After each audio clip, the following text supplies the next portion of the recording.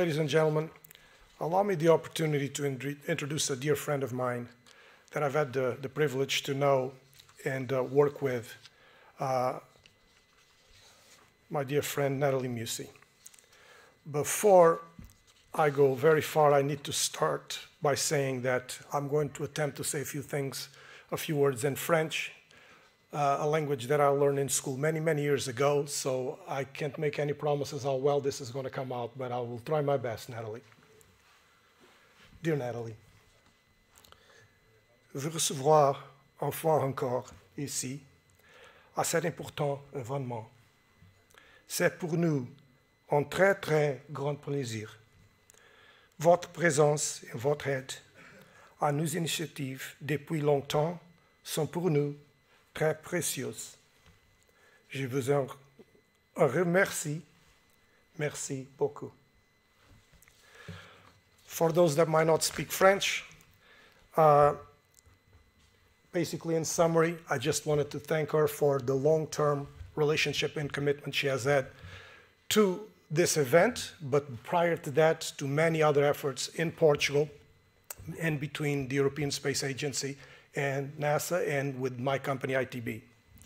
Having said that, let me give you a more formal introduction of her background. Nathalie has been working with European Space Agency since 1987. Excuse me.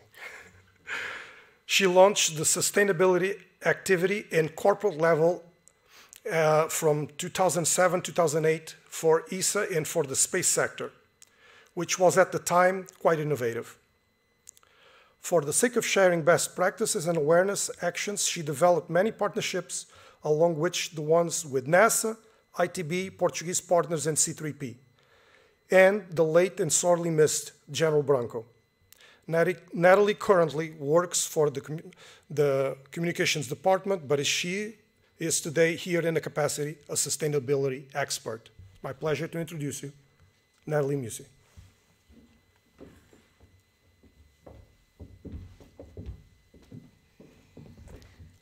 Many thanks, Carlos, for those words. Good afternoon, Europe, and good morning, America. It's a pleasure to be here. First of all, let me warmly thank Hugo Hilario, the mayor from Pontedor, for his invitation to Portugal Air Summit 2020. This is really, really a great event for the aeronautic and space community. Many thanks as well, of course, to Carlos for now this long cooperation he just mentioned between the US and the European partners, especially Portugal. And all this in the field of sustainability. In this introductory speech, I will talk about sustainability, of course. I'm here for that. And also because sustainability principles and engagement guarantee the future. I will also talk about Portugal and Portuguese partners and our common actions, past, present, and future ones. And I will insist as well on the importance of sharing with the maximum of stakeholders to build up the future, our future. At the European Space Agency, ESA, I started indeed the corporate activity of sustainable development in 2008. And I must say that we were at the time quite pioneers in the field, at European level and even at worldwide level. In 2010, I had the chance to start a fruitful cooperation with NASA, ITB, of course, but also Portuguese partners, with, in particular, C3P, the Center for Pollution Prevention, and General Branco. The late and sorely missed General Branco was really a visionary in the sustainability field, and in particular in the environmental field. We miss him very much. Since 2020, we started yearly international workshops on environment and alternative energy. It was 1 year in Europe, mostly in ESA establishments, and 1 year in the US. And we gathered together professionals and specialists that shared their concerns, challenges, and opportunities in the field of sustainability. And above all, they shared their best practices and solutions too. Space sector was invited, but not only. And each year, European and American students presented project ideas. Since 2018, we decided to enlarge our vision and created the Partnership for Global Sustainability, inviting players from all sectors and from various countries, again to meet and share sustainability approaches and strategies, news, trends, technology innovations, and solutions. But now allow me to mention what are my ties with Portugal. Of course, I mentioned the international workshops with Portuguese partners as co-organizers, but also I had the great opportunity to organize a roundtable on sustainability issues with ISQ, in particular Paulo Chavez, on ISQ premises. We focused on the development on what is called the blue economy in Portugal, linked obviously to the ocean proximity, and all innovative solutions to address climate change challenges in the Mediterranean and Atlantic area.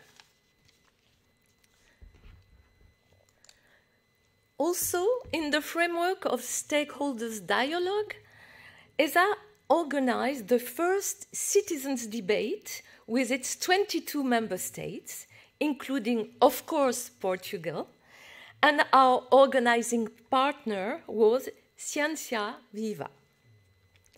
It was a great success, and we were able to incorporate ideas and opinions of citizens into our future space strategy for Europe.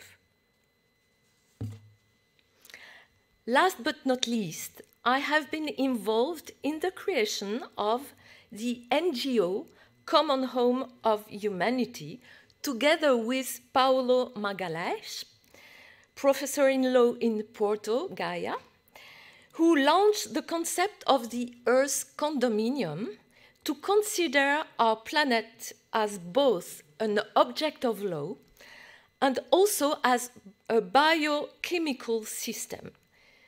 This is a new global governance scheme proposal, which was well received by academia, politicians, journalists, researchers, and even the United Nations. I would now like to talk about, briefly, space and sustainability at ESA. ESA, as a space agency, started to implement a comprehensive sustainable development policy based on a holistic approach, comprising respective actions both in outer space and on the ground. The main axes of our policy are space programs and applications support European public policies and also UN Sustainable Development Goals. I recommend you look at ESA Space for Earth and Sustainable Development Goals catalog online. There are plenty of informations and actions. ESA also has committed to be exemplary, both as a space agency in its core business activities, but also as an organization in its support activities.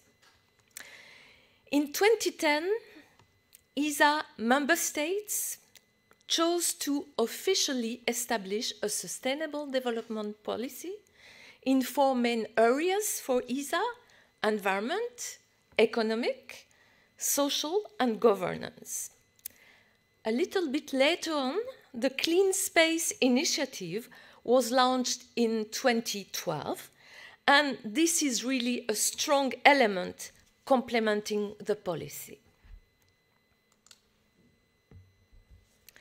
To know more about our engagement, our key performance indicators, our achievements, I invite you to read our 5 Sustainable Development and Corporate Social Responsibility reports online. I insisted earlier on the fact that dialogue and cooperation with stakeholders was key to ensure a sustainable future. And today, with the sanitary crisis, it is even more the case. Look at our ecosystem of stakeholders. There's a lot to do with them, with so many people, so many institutions, so many key players. And this is a strength for us, but this is also a strength for you all, because you are part of our stakeholders. And back to this great initiative in Portugal, the Portugal Earth Summit. Last year, I indeed talked about stakeholders because the thematic was powering human capital. But this year is focused on the future and innovative solutions such as digitalization with Flying Digital. Let me say that ESA started to reflect and act upon a digital transformation, touching processes, technology, people, and governance. Of course, the pandemic gave a further impulsion to this wheel. So, to conclude, first of all, don't forget the message from our NASA colleagues. Failure is not an option, more than ever. And I wish good luck to Portugal for its upcoming presidency of the EU, with big challenges, of course, the health and safety issues, as well as the European Green Deal. And of course, I wish good luck and long life to the Portugal Air Summit. And looking forward hearing to my colleagues from aeronautics in the States. Thank you all.